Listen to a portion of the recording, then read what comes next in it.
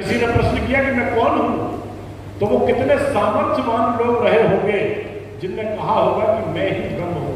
और वो वहां रुके नहीं, वो उसके आगे गए और उन्होंने कहा कि एको अहम द्वितीयो नास्ति, कि मैं ही एक हूं, दूसरा कोई नहीं है। इतने बड़े विचार का जो प्रवाह है, जिसको हम सनातन का प्रवाह कहते हैं, वो चलते चलते आज हमारे कंधों पर है। हम अपने आप को कहां खड़ा पाते हैं, इसका विचार कभी हम करते हैं? एक राजनीतिक विचारधारा के रूप में तो हम हैं, पर एक सनातन की परंपरा के रूप में हम सिर्फ आपको जो जन्म के साथ मिलती है, उस मेंबरशिप के बारे में कभी आपने विचार किया? उस सनातन के बारे में विचार किया कि हम कहां खड़े हो, क्यों हमारे समाज की स्थिति बनी? और इसलिए कहते हैं कि जब ये होता है तो किसी न किसी रूप में विचार खड़ा होता है।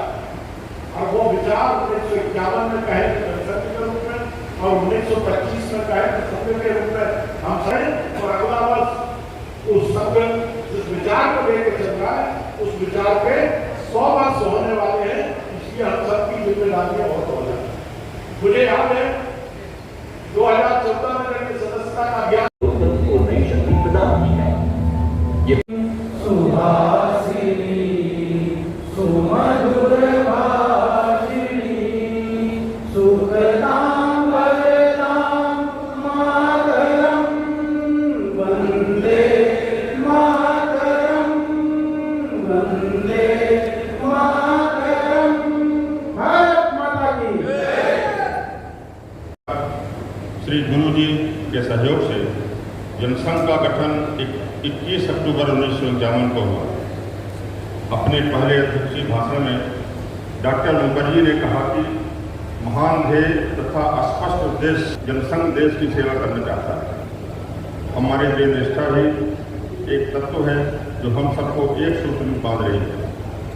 मुझे विश्वास है कि यह संगठन रूप में अदम्य साहस और उत्साह के साथ कार्य करें और सततता से विचलित न होते हुए जनता जनार्दन की सेवा तथा मातृभूमि की मान एवं गौरव की वृद्धि के प्रमुख लक्ष्य को सदा अपने सम्मुख रखेंगे तो निश्चित ही अंत में विजय हमारी होगी।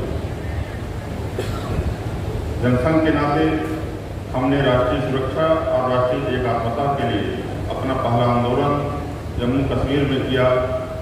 2 निशान 2 विधान 2 प्रधान नहीं चलेंगे नहीं चलेंगे की मांग पर डॉक्टर मुखर्जी जी का बलिदान हो गया। चुनाव